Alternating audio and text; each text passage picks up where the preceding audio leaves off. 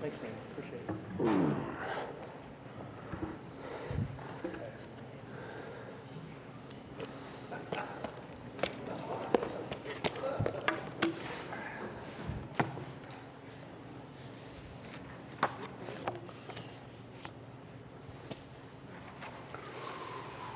I heard it may get cold tonight. Anybody else hear that? Just a rumor. Just a rumor? Okay. I felt it. I didn't hear it.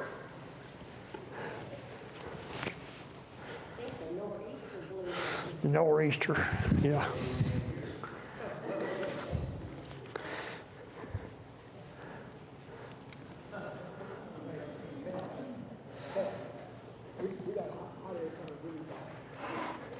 Hey, he keeps talking so long. That's true. You know, he used to read it. He used to read himself out. He used to read himself out with a blindfold on. He was better than talking to people more.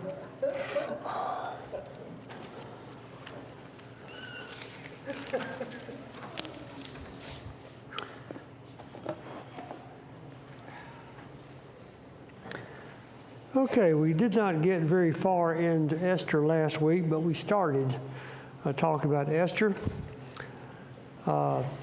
Just to get the time frame, the events of the book of Esther, best estimation of time is somewhere between the years 483 BC and 471 BC. In the book of Esther, you'll read about Ahasuerus, or you can say Ahasuerus, if you wish to do it. I'll just do it southern and make it all one word, Ahasuerus, who is also known in history as Xerxes the First.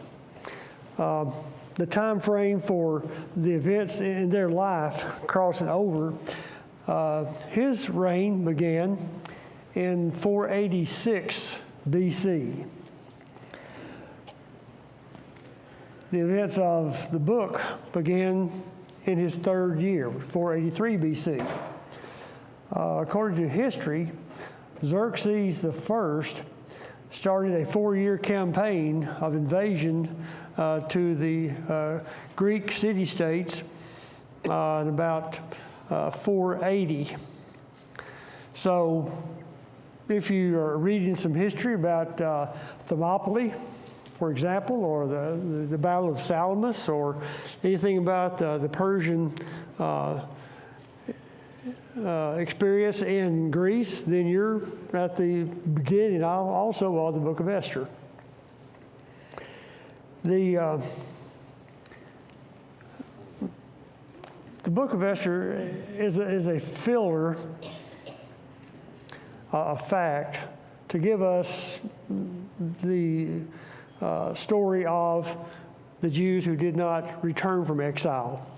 The first return had taken place in 538 under Zerubbabel, and the second return takes place under the leadership of Ezra in 458, and as Esther fits kind of right there in the middle of it. So these events take place in Persia, specifically, depending on the translation you have, it's going to either be called Shushan or it's going to be called Susa. History calls it Susa more than Shushan is used. This particular individual, Xerxes I, who reigned 486 to 465, is the son of Darius. If you want to say Darius, go ahead, but Darius I. And he is probably the father of Artaxerxes I. In the time frame of this, when we get into that first chapter and start reading about the banquets and the festivities, these appear to be, if you want to kind of put them with biblical events, these kind of precede the invasion of Greece. So that's what's going on here. third year of his reign. We talked last week briefly about how this book is divided, and basically there are two major divisions there. And the easy thing to say is the divisions are from chapter 1, verse 1 through 4:17, then chapters 5 through 10. And you can group it as, threats to the Jews, and then look at the triumph of the Jews. You can look at the idea of the feast of Asheverus. I can't even say it when I get ready to. Asheverus, going through 4:17, and then the feast of Esther and Purim, 5 through 10. You can go from the grave danger being faced by the people, and look at the great deliverance that takes place in the last 6 chapters. But most of us are familiar with Esther, the basic history, the basic narrative concerning Esther. It begins talking about Ahasuerus being the king who ruled over 127 provinces from India to Ethiopia. The Persian Empire was very expansive, very large. And he was the ruler over all these provinces, 127 in fact, and included the exotic areas of India on down into Africa and Ethiopia. He sat on the throne of his kingdom in Shushan, the citadel. You'll find that the idea of Shushan or Susa is the name given to a citadel or a fortress. It's given also to a palace. It's also given to the center of the Persian government and a large city. All this, it's all called this by this one term. When you're talking about the palace proper or the citadel, it seems to be one of those combinations of a fort and a home where the king lived. This place is not new to Bible students because this is the city where Daniel has his vision in Daniel chapter 8. Daniel has his vision in Shushan. This is the place, we'll notice, Justin's already talked about Nehemiah, but we would also look later at Nehemiah, and this is where Nehemiah was held as a captive after being taken from Jerusalem, if that is the case, unless he was born in captivity. And this is the place that Ahasuerus and Esther lived, and became the stuff of movies and lore and so forth. This particular place is in what we would call southwest Persia. It's about 150 miles or 100 miles northwest of the Persian Gulf. So you can kind of imagine just being kind of up there a little bit away from the Gulf, across the deserted areas into that position. It was on a road that led between the cities of Sardis and Persepolis. And it was just a convenient place for this city to be. As in most ancient times, cities were where they were because of some kind of a reason. The city, the palace in which Ahasuerus lives was built by his father, Darius I.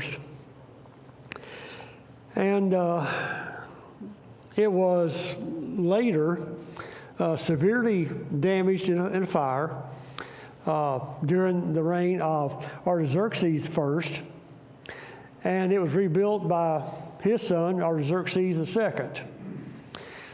This city later became a place that brought the attention of a man called Alexander. We say he was great, Alexander the Great. And he entered Shushan in the year 331 BC, seized the treasury, and left the city. After a period of time, in 317 BC, this particular city was occupied. After Antigonus, after his period of time, it declined into insignificance. But it was a magnificent place for the people and for the government and for the young Jewish Esther. The great feast spoken of began in verse 3. The third year of his reign, a feast for all his officials and servants, the powers of Persia and Media. You'll notice, we talk about the Medo-Persian Empire. And at the beginning, the Medes and the Persians were allies in their opposition to the Babylonians. After they merged for a period of time into the Medo-Persian Empire, the Medes were subjugated by the Persian authorities and powers. So you talk about the Persian Empire. But in different texts and different situations, like here you'll find that we're talking about the Medes and Persia, the nobles and the princes of the provinces being before him. And he showed the riches of his glorious kingdom and the splendor of his excellency. One person talked about this book being divided between the feast of Ahasuerus and the feast of Esther. The Persians like to party. Party like it's 1999. Just party on. If y'all remember Ted and Bill and Ted. But he throws a feast for all the dignitaries of his kingdom, expanding from India to Ethiopia and all places in between. We got a feast. We have a party going on for 180 days. I couldn't party that long, period. No, not me, Gordon. I can't party that long. I party 2 hours and then I go to bed. It's just, just not in my thinking. But the splendor of the banquets and all the furnishings that were there for 180 days. They are enjoying the splendors and the hospitality of the king, the generosity of the king. Everything is on the king, and they're just really partying down. And then they quit. And then we have a private party. Right after that, we've got a party that takes place for 7 days. Now, this is the king and some of his chosen people, the chosen people of this place. And these are the people who are residents of the palace. And these are people who are staff in the palace. And everyone in the palace, from small to great, are invited to this particular party. And it takes place for a period of 7 days. And this book also tells us some things about policies in Persia. Unlike the Romans, the Persians had a policy that at these parties, you could drink or you could choose not to drink. And we're talking about alcohol. You could drink or you could not drink. And you can drink as much as you want to drink. And you're supposed to know when it's time for you to stop drinking. And by law, nobody can tell you how much or compel you to drink or whatever. You just, this is up to each man, verse 8. Each man should do according to his pleasure.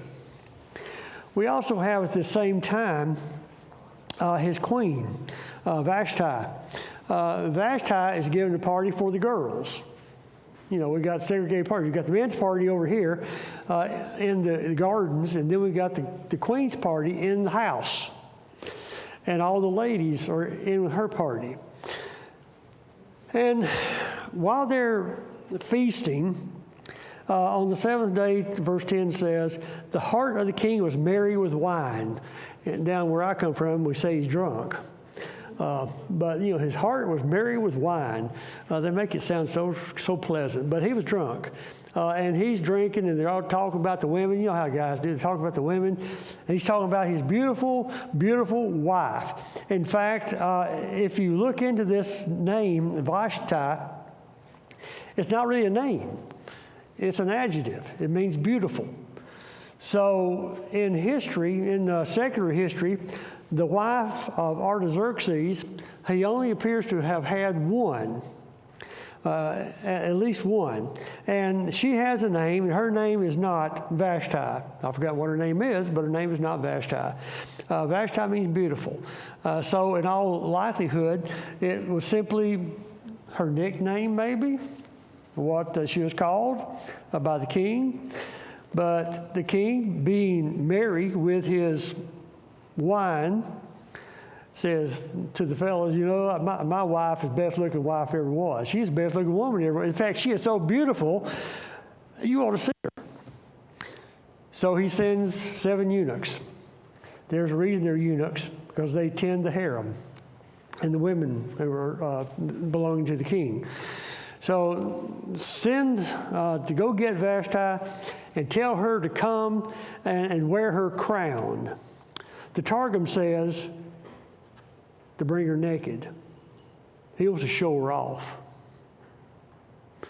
As a sidebar, depending on when this takes place, we don't know when his son is born, but there's a possibility, just a possibility, that when she is called, she's expecting their child. And it said that, you know, her beauty was beyond compare, and he sent the eunuchs to go get her, bring her, and she refused to go, which is a no-no. You don't refuse the request of the king, but she refused to go.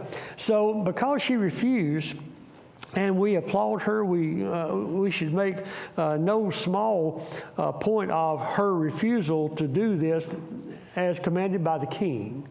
Because what the king says, the king gets, because he's the king. So in this, we have, I'm trying to figure out, oh yeah, I'm still in where am I? I'm nowhere. Now I am. Verse 12. Yeah, I'm getting there. I need to put something else so I can see kind of where I am. So the refusal of Vashti to come to the king to be shown off in front of all these other men who are also married with wine causes a dilemma. There's trouble in paradise. There's trouble in the marriage here. This woman won't do what I say. What am I supposed to do? The woman who won't do what I say, he says. So his buddies say, you know, this is terrible, king. This is not only is this bad for you being king and your wife won't do what you say, but it's bad for all the princes who are sitting here waiting to be shown the beauty of your queen. It's bad for the provinces because, you know, when the word gets out that your wife will not obey you, king, then what about all those other guys in the kingdom when our wives will not obey what we say? Well, there's a problem there. And the problem is, if this is not given the proper attention, you can't just let it slide. You can't just let it go away. One thing Vashti at this point in time is already displeased the king, but they haven't made the big issue of it yet. But he calls his friends. These 7 people are basically his counselors, his confidants, his peer group, his posse, his buddies. And he said, well, what am I supposed to do? So Mecumen, one of them, one of them says, you know, in verse 16, Queen Vashti has not only wronged the king, but also all the princes and all the people who are in all the provinces of King Ahasuerus. For the queen's behavior will become known to all women, so that they will despise their husbands in their eyes when they report. King Ahasuerus commanded Queen Vashti to be brought in before him, but she did not come. So there's going to be trouble in all the kingdom and all the houses for all the husbands, because the wives will have their own minds and they'll do what they want to do. And that's not going to be sit very well with all these people. And so there will be, I like 18, thus there will be excessive contempt and wrath. Woman scorned, I guess, kind of thing. But so he calls his folks together, and what are we going to do?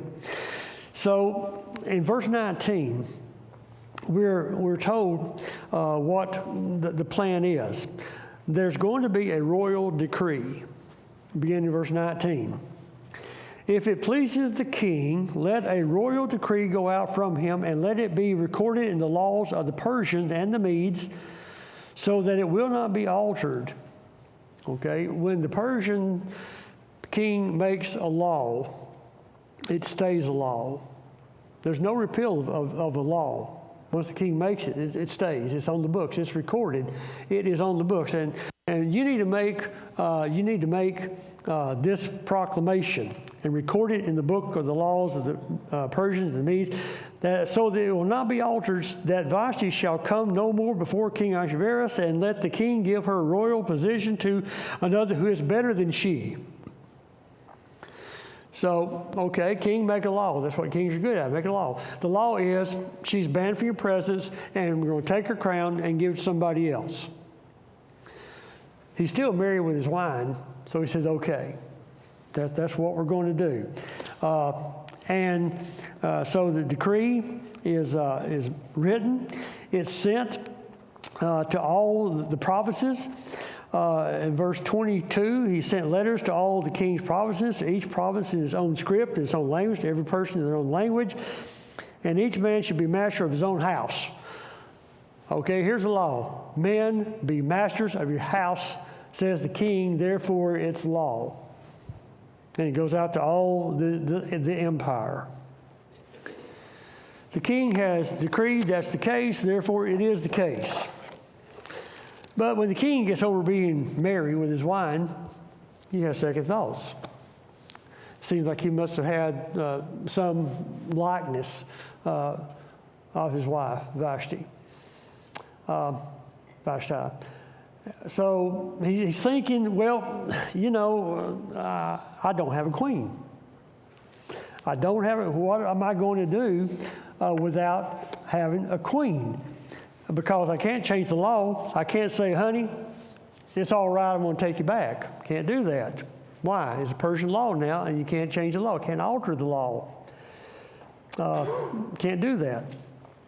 So there's a plan. He gets back with his buddies and says, well, what should we do? What am I going to do? So the servants came and said, let the beautiful virgins be brought to you, and let the king choose them over time. So there are orders sent out, and in all these different places, the young women are brought to the palace to vie for the right to be the queen of King Xerxes. So now we get introduced to a couple more people. In Shushan, the citadel, there was a certain Jew whose name was Mordecai. He's a Benjamite. And he was born probably in captivity, because his ancestor, Kish, had been carried away from Jerusalem with the captives who had been captured with Jeconiah, king of Judah, whom Nebuchadnezzar, the king of Babylon, had carried away. And Mordecai brought up, raised, took care of a young woman named Hadassah, and she is basically his uncle's daughter. That makes her his cousin. So he has raised this young woman, and she is described as being lovely and beautiful, and he took her as his own daughter. So when the king's order came out, I don't really know how it came to be that she was taken before the king, that Mordecai did not hide her, put her away, keep her away, but she was taken into the palace with these other women, and she obtained the favor of the head eunuch, basically, the one who took care of the women, so that he readily gave, I like verse 9, I don't know if it's in the New King James, gave her beauty preparations. So these young women are taken into the castle, into the palace, and for a period of about 6 months to a year, they're all given beauty treatments. And it kind of, from what I can read, it kind of ranges from different oils, essential oils and so forth and so on, to the proper diet and beautifying oneself, so that only the most beautiful women are going to be taken to the king and presented to him as being a potential queen. And this also is the case for Hadassah. Now, she's called Esther. There's no reason that she's called Esther. There's nothing given to us here as to why she's called Esther, but the text then just simply begins to call her Esther. Esther is a Persian name, so there's one reason to make her more agreeable to the king. Instead of having a Jewish name, she'll have a Persian name. Anyone here know what Esther means? I did know, but I've forgotten all of a sudden. Myrtle. Myrtle? Okay, like the bush? Okay. Thank you, Matt. You can walk through again in a minute because I'll have something else for you. So myrtle, like the bush, the beautiful bush. And so she's given a name, and she is beautified. Now, in chapter 2, verse 17, when she is presented to the king, now all these women, one at a time, and I'm not trying to be prudish here and don't want to get, over involved in this, but these women were taken to the king at dusk, and then she stayed with them all night. There's a movie years ago. Remember that movie, A Night with the King? That was supposedly about this event. Esther is the woman in this particular movie. But they stay with the king for a night, and then if they're sent back to wherever it is that the women stay, and if the king favors her, he'll call her back, and if she's not favored, then she won't be called back. So verse 17 of this chapter says, the king loved Esther more than all the other women, and she obtained grace and favor in his sight more than all the virgins. So he set the royal crown upon her head and made her queen instead of Vashti. And then in Persian custom, he then makes a great feast for her. Makes a feast for Esther, for all the officials and servants, and proclaimed a holiday in the provinces, and the virgins were gathered together a second time. And by this, I assume that they still have their virginity. Maybe he just interviewed them overnight, but I don't know. But anyway, so this is taking place. Mordecai is within the king's gate. He's trying to keep an eye out for his cousin to make sure things are going well. And at this point, verse 20 says that Esther had not revealed her family and her people because Mordecai had told her, don't do that. She had been commanded by him when she was brought up, that she had been brought up by him. So while the king is enjoying his new bride, new wife, new queen, there are a couple of the king's eunuchs who became furious for whatever reason and sought to lay hands on the king. The matter became known to Mordecai, who told Esther, and she informed the king in Mordecai's name. And when the inquiry was made, verse 23, into the matter, it was confirmed, and they both were hanged on the gallows. And it was written in the book of the Chronicles in the presence of the king. That's very important. This is a daily log of everything that happens in the king's life. So this attack on the king by these two men is noted, and it is noted that a man named Mordecai informed them so that the king could be spared and they could be arrested and could be executed for the crime. Then, in verse 21, we're introduced to, not in verse 21, but we are introduced in chapter 3, verse 1, to another player here, Haman. Haman has been promoted in advance to sit in a seat above all the princes who were with him. So this man, Haman, is given a special treatment, special recognition. The king's servants who were within the king's gate bowed and paid homage to Haman, for so the king had commanded concerning him. But Mordecai, what? would not bow down to him. And that made Haman upset that this Jew won't worship me, won't bow down to me, won't give me homage, won't treat me like I ought to be treated because I have this special place in here. So, beginning in this chapter 3, Haman begins a plot. His plot is not about just killing Mordecai. It's about killing Mordecai and Mordecai's people in Susa and in Persia and in all 127 provinces. This is about genocide, taking out the whole people. He's pretty well upset that he wasn't recognized by Mordecai, and the very sight of Mordecai just made his blood boil. And he was determined to destroy all these people. He sought, verse 6 of 3, he sought to destroy all the Jews who were throughout the whole kingdom of Ahasuerus, the people of Mordecai. So, this is going to be his plot, to plan this thing. And how he does this, he goes to the king. King likes him now. He's very popular with the king. So he goes to the king and says, there's this people out there who are not your friends. They're not loyal to you. They're very disruptive. They hate you.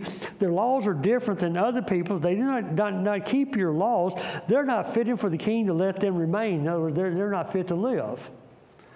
And I think, Haman says, you ought to decree that all these folks need to be destroyed, and I will pay you 10,000 talents of silver into the hands of those who do the work to bring it into the king's treasuries. So killing off this whole people is worth a whole lot of money to him, and he seems to have a whole lot of money. 10,000 talents of silver, you can go back to where we looked at this thing earlier. That's a nice piece of change. And he's going to pay this to the king's treasury to pay for those who are going to destroy all these people. You're talking about 127 provinces from India to Ethiopia and north and south. And this is going to include also all those who went back to Jerusalem and to Judah. Or Judea. So he gets the king to write this up. The king took his signet ring from his hand, gave it to Haman, and the king said, the money and the people are given to you to do with them as seems good to you. He says, I'm okay with this, just go to it. Here's your authority. So this part of the plot is just fine. Now, when you get into chapter 4, we find that Mordecai learned about this. We're not told how he learned about it, but all these letters were sent out, chapter 3, verse 13, all these letters were sent out to all the provinces, to all 127 provinces, to the 27 satraps, which are the governors of these provinces, the bigger provinces. And everything is fallen into place for this event to take place. So when Mordecai finds out about it in chapter 4, he is bereaved. He tore his clothes, put on sackcloth and ashes, and went into the midst of the city, cried out with a loud and bitter cry. He went as far as the front of the king's gate, for no one might enter the king's gate clothed with sackcloth. You can't come to the king's presence mourning. That bell is for you if you did not have the opportunity to take the Lord's Supper. Be down in room 105. So he went to the king's gate, and he's mourning. Esther's maids and the eunuchs came and told her the queen was distressed. Then she sent garments to clothe Mordecai and take his sackcloth away from him, but he would not accept them. So she called one of the eunuchs to come and to go to Mordecai, find out what his problem is, why is this taking place. So he goes to Mordecai. Mordecai told him, in verse 7, all that happened, the sum of money that Haman had promised to pay the king to destroy the Jews. He gave him also a copy of the written decree for their destruction, and had this, that he might show it to Esther and explain to her, that he might command her to go into the king and make supplication to him and plead before him for her people. So the eunuch returned to Esther, brought her all this news and information, and now it's seemingly going to fall on her. She spoke to the eunuch and gave him a command for Mordecai, send him back to Mordecai. I can't do this. I can't do this. No one can go into the king's presence unless they have been called for. And if they go into the king's presence without being called for, unless the king holds his golden scepter out to them, they're going to die. I might die. That could happen. King's got rid of one woman. I don't think he would be beyond getting rid of another if they keep going against protocol. So I haven't been called to go into the king in 30 days. She hasn't been in his presence in 30 days. And verse 13, one of the great verses of this book. Mordecai told them to answer Esther, do not think in your heart that you will escape in the king's palace any more than all the other Jews. At this point in time, the king does not know she's Jewish. But when he finds out, don't you think that you're going to get any special treatment? Because the decree from the king is for all the Jews to be destroyed, even if he's married to one of them. Destroy that one also. Why? Because once the decree's made, you can't get out of it. It has to be done. It's law. So this is her quandary.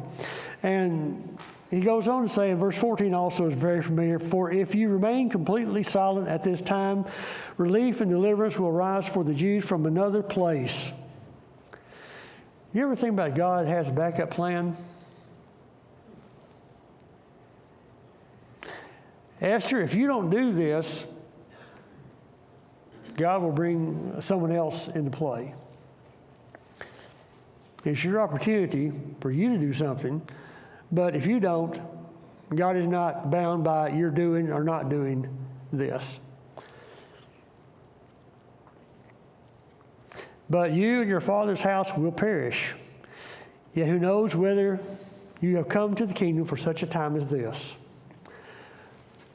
We mentioned a couple weeks ago in this book, you see God's providence on every page, but you never see God's name on any page. But this is God's providence. Esther, you're in this place at this time for the reason to do something. And if you won't do it, there'll be another source to get it done. So that's a great verse. One that everyone here knows. And so she tells the eunuch to go back to Mordecai and tell him that I will do you gather all the Jews together and fast for me and don't eat, don't drink for 3 days, night or day. And I will go to the king, which is against the law. And if I perish, I perish. So she's with the program now, and she understands what is at stake, and she has decided to take action. So Mordecai went his way and did according to all that Esther commanded him.